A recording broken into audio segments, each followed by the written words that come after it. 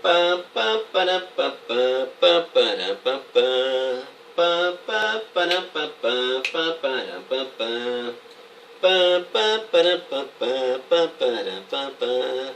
Pá, pá, para, pá, pá, pá, para, pá, pá.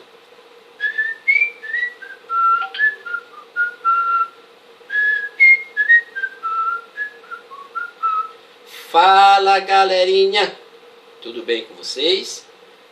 Galerinha, mais um vídeo, né? Mais uma dica de biologia dos amantes da biologia com o professor Alain Calvé, que vos fala.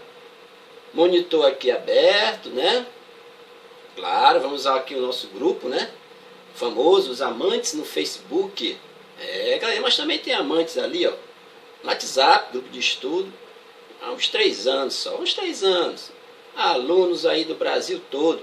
Temos nosso canal também com o mesmo nome, Amantes da Biologia, no YouTube. Galerinha, em tempos de viroses, né? Tem um mosquito aí chamado de Aedes aegypti. Quem pronuncia assim são jornalistas. É a mídia que fala errado. Vocês são estudantes aí de biologia, vão aprender a pronunciar certo. Mas nós não vamos falar aqui das doenças encadeadas ou transmitidas deste vetor danadinho de famoso aí. Nós não vamos falar aqui de chikungunya, de zika, nós não vamos falar de dengue, nem tampouco de febre amarela. Tem tudo isso aí que esse cara aí, esse protagonista aí, tá famoso, é todo dia nos telejornais. Por isso nós vamos falar exclusivamente deste tal de Aedes. A pronúncia não é essa, galerinha. A pronúncia correta desse cara aí é Aedes aegypti. Eu ainda não ouvi nenhuma pronúncia correta nos telejornais. Vocês já ouviram? Repetindo, Aedes aegypti. É assim que se pronuncia corretamente. Tá ok? Então, e muitas informações aqui, eu acabei de editar, acabei de postar também no grupo, né? Claro que eu vou estar lendo aqui algumas coisas, é muita informação. Mas tem algumas curiosidades a respeito desse rapaz aí. Ou dessa rapariga, é a fêmea que é danada. Desse tal de Aedes aí, ou Aedes, opa professor, Aedes aegypti. Na verdade, como o nome já diz, egípcio é que ele se originou do Egito. A origem dele é do Egito, certo? Mas nem sempre o gênero foi Aedes, ou Aedes, nem sempre foi. Ele era chamado, para vocês terem uma ideia, de Culex aegypti. Também a origem é a mesma, do Egito. A distribuição se deu assim, começou no Egito, passou para a África, né? Daí para as Américas, depois ao oeste da Ásia. Tem tudo aqui, vou já estar lendo para vocês algumas coisas, certo? Mas ele era chamado de Culex aegypti. Culex, esse gênero Culex, da família Culicidae, são os mosquitos. Por isso Culex. É a mesma coisa do pernilongo, né? Do anofelino, os mosquitos. Então, veja bem, mais tarde que ele mudou de gênero. Por que ele mudou de Culex aegypti para Aedes aegypti, professor? Em função da morfologia diferenciada do Culex, né? E pelas novas apresentações desse mosquito. Seria uma variabilidade, professor? Então os pesquisadores adotaram um outro gênero, né, para esse tal de aegypti. Passou a ser chamado Aedes, um novo gênero, aegypti. Mas está dentro dos culicídeos, dentro dos mosquitos, né? Então, essa é a primeira informação. Existem várias informações para a gente estar aqui lendo e comentando. Uma informação que eu considero importante, galerinha, é que nem todo Aedes aegypti se torna, de fato, o vetor de doenças. Nem todo Aedes se torna vetor dessas viroses. Interessante, sabia disso? Pois é. Ah, não, eu sei, professor, é porque só a fêmea que é a vetor de doença, que ela se alimenta de sangue. Ela é hematófaga, né? Não, não é por aí não. Não é, a informação não é essa. Nós vamos já explicar o porquê que nem todo Aedes, né, se torna vetor de doença. Correto? Então veja bem, vamos começar por essa então? Veja bem, tem muitas informações. Para o Aedes aegypti se tornar vetor de alguma virose, de alguma doença dessas aí, famosas, ele tem que se contaminar, galerinha. Ele tem que se tornar, além de estar infectado, ele tem que se tornar infectivo. Uma coisa é o mosquito estar infectado, outra coisa é o mosquito estar infectivo. Para se tornar vetor, ele tem que estar infectado e infectivo. Como ocorre isso? Veja bem. Primeira coisa, vocês já falaram e a gente sabe que são as fêmeas que transmitem a doença, né? Elas têm um hábito de se alimentar de sangue, hematófagas, né? Justamente para a maturação dos ovos dentro do ciclo de reprodução delas. Elas precisam dos nutrientes do sangue. Mas a informação não é só essa. Veja bem, o mosquito, para se tornar vetor, ele tem que se tornar infectado. Ou seja, ele tem que se alimentar do sangue de alguém doente. Alguém que esteja com alguma virose dessa. No momento que ele se alimenta, a fêmea no caso, hematofágica, ela enche seu estômago inicialmente de sangue, regurgitando ali, né, o sangue. Um detalhe, o sangue não coagula e a picada não dói, porque ela tem uma substância anticoagulante na saliva. Interessante, assim como tem lá nas sanguessugas dos anelídeos, certo? Tem uma substância anestésica, então você não sente a picada. Então ela regurgitou ali, fez a hematofagia dela, se alimentou de sangue e vai lá, está satisfeita, sobrevoa, né? Só que esse sangue que está presente no estômago dessa fêmea, desse mosquito fêmea, né? Que não é mosquita, o sangue está presente no estômago desse mosquito fêmea, o sangue com as partículas virais ainda vai com um certo tempo, um certo período, circular no corpo desse inseto, até alcançar o local do organismo que tem preferência, que são as glândulas salivares. Isso gira em torno de uns 10 a 14 dias. Então, só se torna vetor quando ele fica infectivo. Quando é que ele fica infectivo? Quando ele já foi infectado e o sangue contaminado com as partículas virais chegou nas glândulas salivares. Quando chega nas glândulas salivares, essas partículas virais, aí o mosquito passa a ser também infectivo, consequentemente, vetor de doenças. Infectado e infectivo. Nesse meio tempo de 10 a 14 dias que eu falei, possa ser que esse mosquito não sobreviva. Né? Alguém pegou o chinelo, bateu nele, ou teve um inseticida lá, né, o fumacê, destruiu a vida desse inseto. Então ele não se tornou vetor. Interessante, né? Muito bem, galerinha. Tem muita informação desse tal de Aedes aegypti, certo? Vamos aqui usar aqui nosso referencial, que é o grupo de estudo do Amantes da Biologia no Facebook. Vamos ver o que eu coloquei aqui, o que eu editei, o que eu estudei para vocês. Tá? Tome nota. No final, vocês podem estar acessando também o nosso Facebook, o Amantes da Biologia, para ler essas informações. Nós temos também outros materiais para fornecer para vocês. Basta solicitar. Né? Nós temos nosso grupo de estudo no WhatsApp. Fale comigo em inbox. Eu mando apostilas em PDF. Comentem esse vídeo, que é caseiro.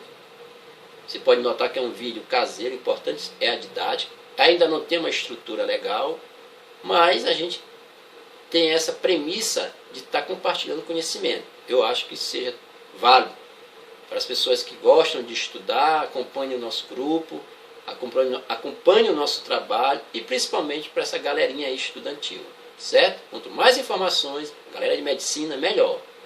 Veja bem, eu coloquei assim, tudo sobre o Aedes aegypti. A origem do Egito, egípcio já está dizendo, né? A dispersão pelo mundo ocorreu da África, primeiro na costa leste do continente, para depois para as Américas e em seguida para o oeste da Ásia. Vamos lá. O porquê do nome já expliquei, né? A origem do nome. Primeiramente ele foi denominado Culex aegypti, né? Bom, vamos lá, o que interessa, vamos aqui, né? Sem pressa, gente, sem pressa. Para a gente poder organizar as informações e passar para vocês. Vamos lá, vamos lá. Sua chegada no Brasil que eu quero chegar. No Brasil, o Aedes aegypti, pronto, ele já havia sido erradicado na década de 50, para vocês terem uma ideia. Junto com ele a dengue, né?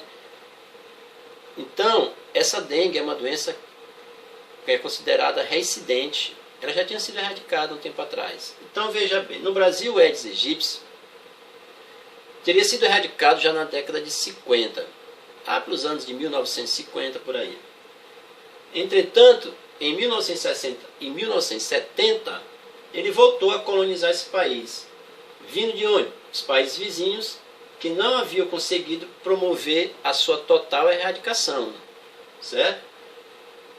Muito bem. Olha, comentáriozinho. A chegada desse mosquito no Brasil se deu nesse período também colonial, né? As embarcações de navios negreiros vindo da África.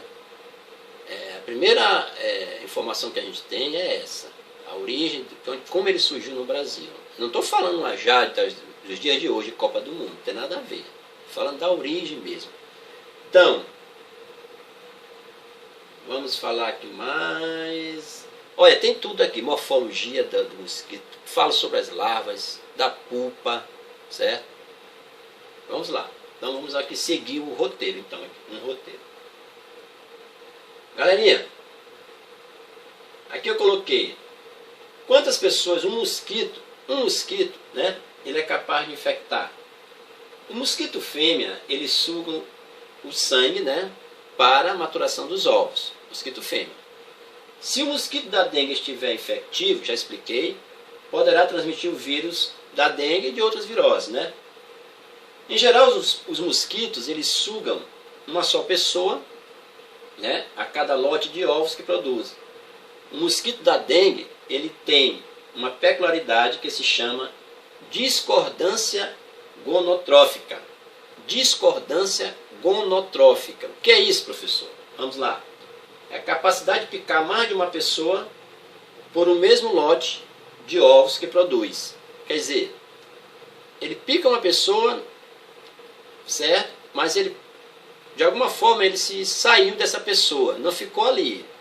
A pessoa não fica esperando ele se alimentar e se satisfazer. Não deu para encher o estômago dele, ele vai procurar outras pessoas, principalmente ali no mesmo entorno, no mesmo raio de ação. Então, por isso que ele pode, o mesmo mosquito pode picar mais de uma pessoa. Até 300 pessoas o mesmo mosquito, sabiam que ele pode picar até se satisfazer. Muito bem.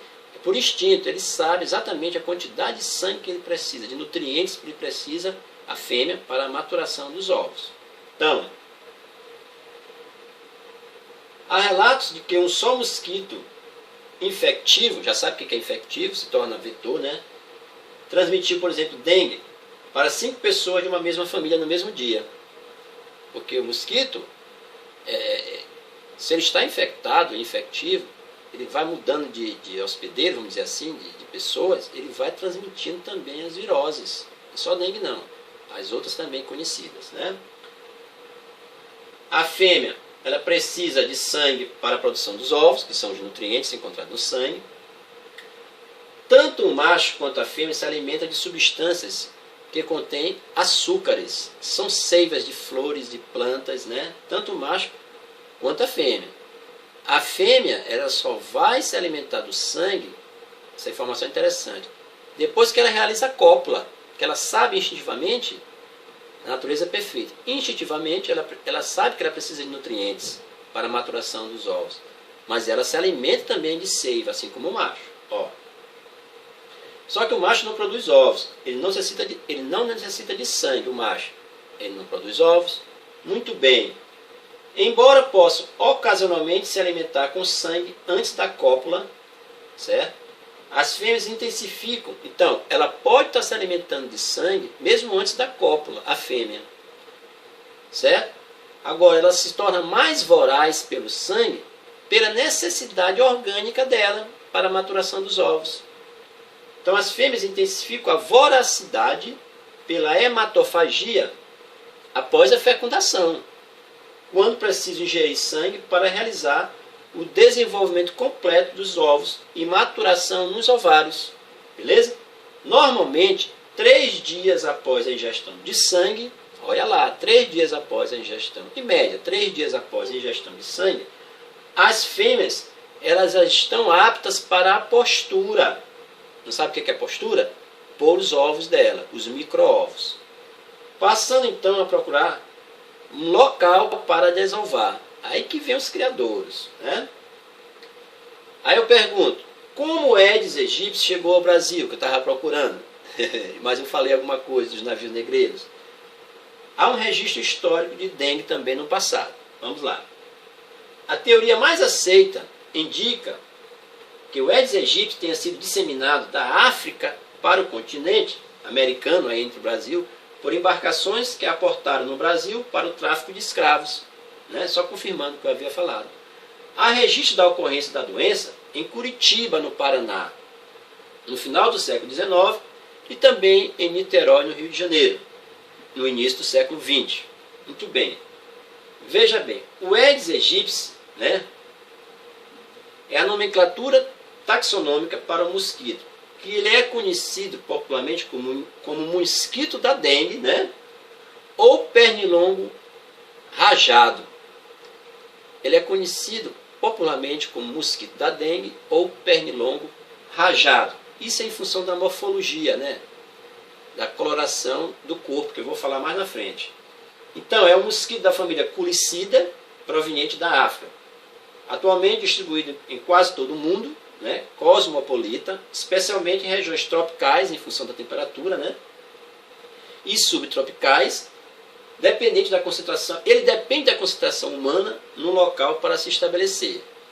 Galerinha, o que eu queria comentar com vocês bem aqui. O apelido, o nome popular, em biologia sempre tem um nome popular desse tipo de espécie, de mosquitos. Veja bem, não é só o Aedes aegypti que transmite doença, não é só esse mosquito não, tem outros. Não sabe quais são? Não vou falar, não cabe agora aqui, nessa videoaula, mas eu vou comentar com vocês. Por exemplo, tem uma doença chamada de leishmaniose, ou calazar, também ela é transmitida por vetores, que são mosquitos, cujo nome científico é o Lutzomia longipalpis. Aí vem os apelidos: cangalhinha, birigui, asa branca, certo? Cangalhinha, birigui, asa branca, mosquito palha. São nomes populares de mosquitos. Está dizendo aqui que o da dengue é o pernilongo, né, rajado, ou mosquito da dengue. Outros mosquitos, professor, que podem transmitir, são vetores de doença. Vamos falar de elefantíase ou filariose, ou filaríase, que é uma verminose que é transmitida por mosquito, justamente do gênero Culex. Outro, malária. Malária também é transmitida por mosquito, que é o anofelino, mosquito prego, certo? O apelido dele, mosquito prego, que transmite a malária. Já é um anofelino. Não está nesse grupo aí do Aedes, não. Anofelino, certo? Mas é Culex também, que é mosquito. O que mais, professor? Nós temos aí o que mais? Febre amarela, mosquito, Aedes, leishmaniose, filaríase ou filariose, malária já falei. Deixa eu ver, professor. Outro mosquito que transmite doença, eu falei verminose, malária, acho que eu já falei os principais. Tem um detalhe, tem os mosquitos também, e tem, por exemplo, doença de Chagas, é o percevejo, é inseto, né? É um tipo de percevejo, é um triatomínio, doença de Chagas. Então esses insetos estão aí infestados aí, né? Brasil adentro. E recentemente eu andei lendo também, galerinha, que esse mesmo Aedes aegypti está ligado a mais uma doença. Olha a informação nova para vocês. A dirofilariose, que também é uma zoonose. Dirofilariose, né? Não é filária lá da elefantíase, não. Essa dirofilária, que também é uma filária, uma verminosa, ela vai se alojar no coração dos cães, né? É uma zoonose. Mais uma atribuída ao Aedes aegypti, que muita gente não sabe. Tudo bem? Fechadinho da informação? Informação para vocês. Vamos com calma, galerinha dos amantes. Olha, o que eu parei? Os mosquitos, voltando ao Aedes famoso, ele está bem adaptado às zonas urbanas, mais precisamente ao domicílio humano, onde consegue reproduzir-se e pôr os seus ovos em pequena quantidade de água limpa e parada, isto é, pobres em matéria orgânica, em decomposição e sais, que confeririam características ácidas à água, que preferivelmente estejam sobreados e no peridomicílio. Um detalhe aqui desses criadores com essa água parada e límpida. Por que a água parada e límpida ou limpa? Que não tem aquele que está falando sais, né? E matéria orgânica em decomposição. Galerinha, porque esses sais são ácidos e pode destruir as futuras larvas ou os ovos nem eclodirem. Sabiam disso também? Por isso que a água é límpida. Quer dizer que não tenha sais em excesso, que promove uma acidez dessa água e destrói os ovos e as larvas desses futuros mosquitos. A natureza não é perfeita, instintivamente os mosquitos fazem isso, já sabendo que é água parada. Agora, antes de eu ler mais alguma coisa aqui sobre água parada e criadouro, eu tenho a minha humilde opinião, através de estudos e também de meu entendimento, pela experiência. Eu coloquei também uma questão uma vez sobre criadouro. Nem todo criadouro se torna, de fato, um risco potencial, né, para o ciclo reprodutivo dos mosquitos. Vamos entender? Se nesse criadouro não tiver ovos, né, vindo dessa postura desses mosquitos, não vai ter ciclo de mosquito aí, gente, nesse criadouro. Não pode. Esses micro-ovos, porque a gente não enxerga a olho nu, na verdade, eles podem estar ou não presentes num potencial criadouro. Entenderam? Porque esses ovos, eles podem sobreviver lá num ambiente fora da água, você sabe disso, até mais de um ano. É outra informação. Eles podem sobreviver, né, ali no ambiente, só no criadouro sem água, ou até no solo, certo? Até mais de um ano. Só é ativado o ciclo com a presença da água, galerinha. Então, nem todo criadouro se torna um potencial criador de fato para o ciclo do mosquito. É precisa a presença da água, que é o ingrediente essencial para a ativação do ciclo, a presença da água. Foi uma questão minha, né? Eu acho que foi eu que criei isso aí, que eu nunca li sobre isso. Tu tem o criadouro, um potencial criadouro. Não tem ovos no criadouro, não tem água, não tem mosquito. O criadouro tem só ovos, sem água, tem mosquito? Não. Agora no potencial criadouro tem ovos lá e a água chega, vai ter mosquito, porque vai ter ativação do ciclo. Entenderam?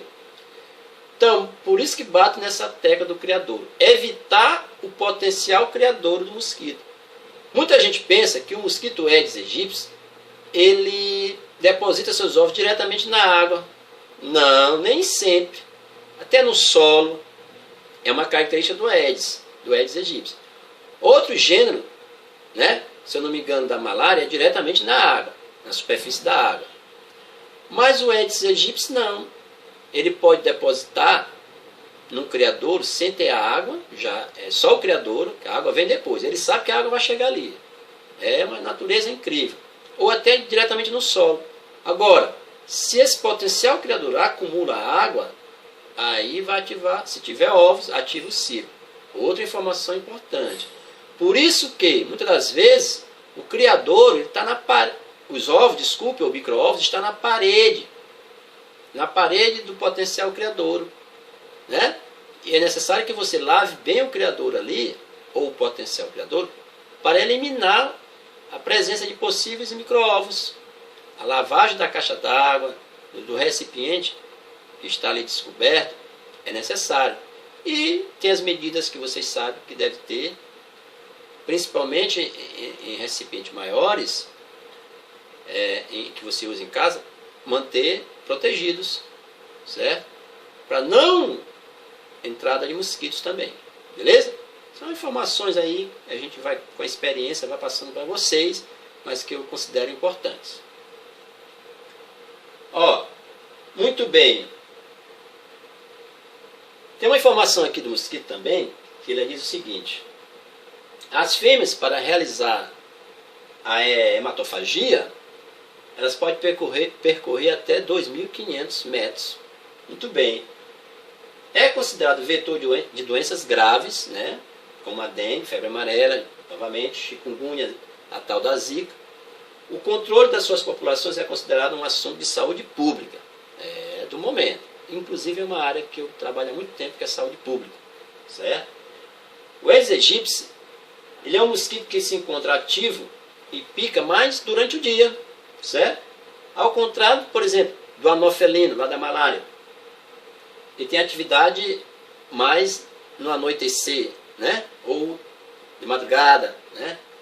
O Aedes aegypti tem como vítima preferencial, o Aedes aegypti, a vítima preferencial dele é o homem. E isso ele faz praticamente, se alimenta desse sangue e não promove nenhum som mosquito, nenhum som audível, né? No caso, a nossa capacidade de ouvir. Ele não exibe um ruído como outros pernilongos. Olha aí outro detalhe interessante desse mosquito Aedes aegypti, desse danadinho.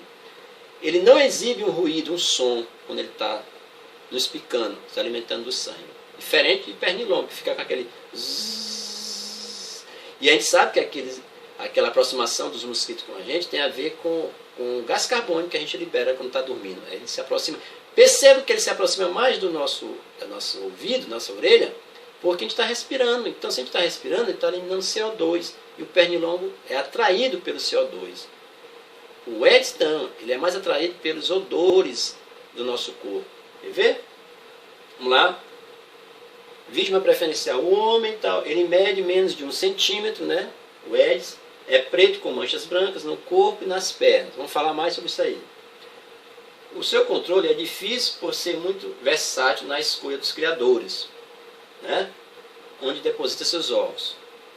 Eles são extremamente resistentes, podendo sobreviver vários meses até a chegada da água, já expliquei, que propicia a sua incubação. Uma vez imersos, os ovos desenvolvem-se rapidamente em larvas que dão origem às pulpas, dos quais surge o adulto. Então, os estágios normalmente de um inseto: ovo, larva, pulpa e um inseto adulto. Ovo, larva, pulpa e o inseto adulto. Lá em metamorfose, né, completa dos insetos. Holometábolos. Você sabe disso, mais do que eu. Como em quase todos os outros mosquitos, somente as fêmeas, estou reforçando sempre mais alguma coisa, repetindo, reforçando. Somente as fêmeas se alimentam de sangue para a maturação de seus ovos. Os machos se alimentam apenas de substâncias vegetais e açucaradas. Mas tem uma informação aqui sobre o macho se alimentando de sangue. Sabia não? Porque ocasionalmente essa fêmea fez a hematofagia e foi se alimentar também da seiva, ela deixou impregnado ali, nas flores, sangue. E o macho vai lá, se alimenta da seiva e mistura o sangue. Pode acontecer. Só que tem a ver com a carga viral, vai ser muito pequena para esse macho se tornar vetor de doença. Mas é uma informação a mais. Aí fala da erradicação a erradicação do Aedes aegypti no Brasil, repetindo, na década de 50, já falei. A fêmea do Aedes aegypti, ela se acasala, né? A fêmea do Aedes aegypti, sim, a fêmea do Aedes aegypti, ela pode se acasalar. Olha como ela é danada, essa fêmea. Pode se acasalar tanto com a espécie do Aedes, né? Quanto Aedes aegypti, quanto do Aedes albopictus, que tem relação com a febre amarela. Pode se acasalar, danadinha, com mais de uma espécie. Veja bem, ó. A fêmea do Aedes pode se acasalar tanto com o macho do albopictus, do Aedes albopictus, da febre amarela, que é mais agressivo, né? E sendo de outra espécie. Só que nesse caso, galerinha, o que acontece? Que a gente estudou lá em hibridização, em genética, né? Evolução e tal. Se ela se acasala com o macho de uma espécie diferente, seus descendentes vão ser o quê? Inférteis, né? Inférteis. Veja bem, ó. Sendo outra espécie, gera ovos inférteis. Reduzindo assim, nesse caso, reduz a população, né, do mosquito. Informação também interessante está no campo da genética. Tem até as atuais e outros frutos já de estudos de um tempo atrás, que a gente precisa saber também. Bom, no campo da genética, o efeito da supressão, né, da população do inseto, ele é conseguido através de um gene chamado de gene autolimitador, que impede que a prole sobreviva. Mosquitos geneticamente modificados do sexo masculino, certo? Que não picam ou transmitem doenças, são liberados para acasalar com fêmeas selvagens. Sua prole, então, herda o gene autolimitador e morre antes de atingir a idade adulta, antes que possa se reproduzir ou espalhar doenças, certo? Vamos lá. Outra informação com relação a esse controle em laboratório da engenharia genética tem a ver também com a física nuclear, certo? Ó, a física nuclear entrou na luta contra o mosquito Aedes aegypti, transmissor dessas várias viroses aí, certo? O que a gente chama de irradiação do mosquito em laboratório, tornando eles estéreis. Aí eles soltam mais mosquitos produzidos, modificados em laboratório, no ambiente, aí vai haver uma competição. Tem mais mosquitos que promovem essa esterilidade do que os mosquitos selvagens. Aí há uma competição, consequentemente há uma diminuição no pico da reprodução desses mosquitos. Muito bem. O que acontece com esse experimento envolvendo a física nuclear? As pupas, né, que é a fase de desenvolvimento do mosquito, que é uma das fases, pupa, são irradiadas, né, em larga escala por um equipamento que usa o cobalto 60. Né? O que vai acontecer, galerinha? Vai modificar o esperma, né, dos insetos, tornando-se estéreis. Ao acasalar, as fêmeas usam o esperma, né, no processo de postura dos ovos, mas não geram novas larvas de insetos. Certo?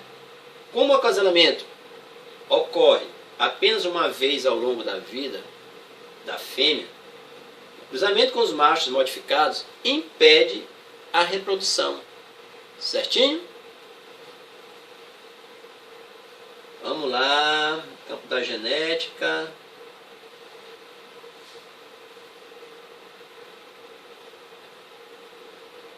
Morfologia, assim, um pouco, né, desse vetor, desse Aedes. A morfologia.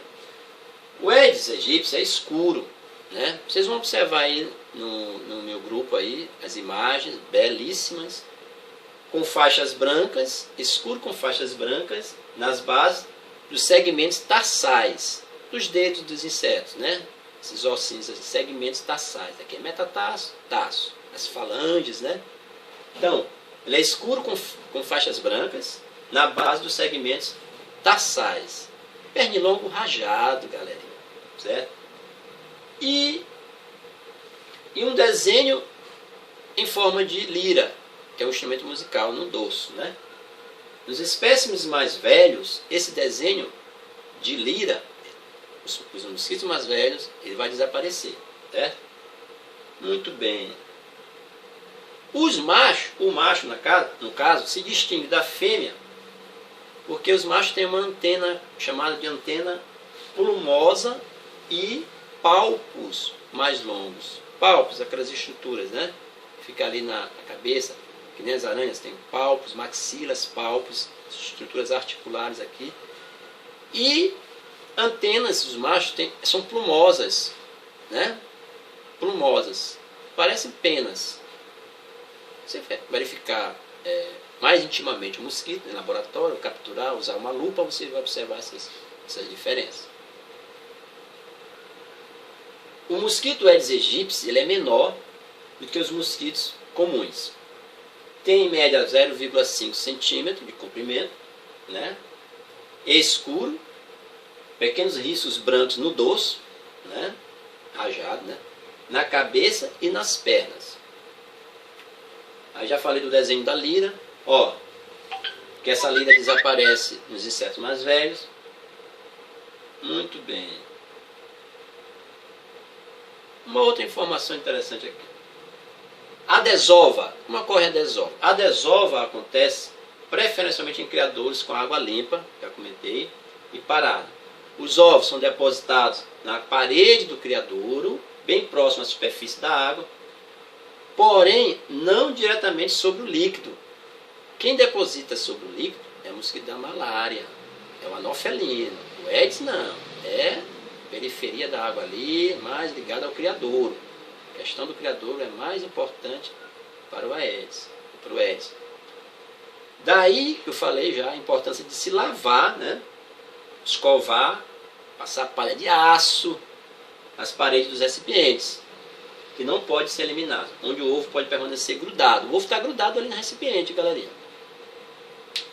Uma fêmea ela pode dar origem a 1.500 mosquitos durante sua vida toda. 1.500 mosquitos. Os ovos são distribuídos por diversos criadouros, estratégia que garante a dispersão e preservação da espécie. Se a fêmea estiver infectada pelo vírus, quando realizar a postura dos ovos, há a possibilidade de as larvas, olha aí gente, as fêmeas já podem passar direto para as larvas, o vírus, tem essa possibilidade de passar para as larvas filhas, né? Já nascerem com ovos com os vírus, no processo chamado de transmissão vertical, certo? Fêmeas contaminadas podem passar os vírus para os seus ovos, consequentemente para as suas larvas. É mais uma informação para vocês. Então, galerinha, tem tudo aqui sobre o Aedes aegypti, né? Algumas coisas mais importantes que eu falei com relação a se tornar vetor de doença. Nem todo Aedes se torna vetor. Então, procure, tem as imagens, ó, essas informações aqui no meu grupo de estudos. E a gente fica por aqui, nessa pequena videoaula aí. Comentem para o professor se motivar, certo? Sei que não foi uma grande videoaula, mas a gente se esforça, porque não temos uma estrutura. Mas comentem e compartilhem. Se inscreva neste canal aí, tem muita informação. Tem outros vídeos, podcast, que são áudios sobre essas viroses, sobre o Aedes aegypti. Abraço do professor Alain Calvé, que vos fala.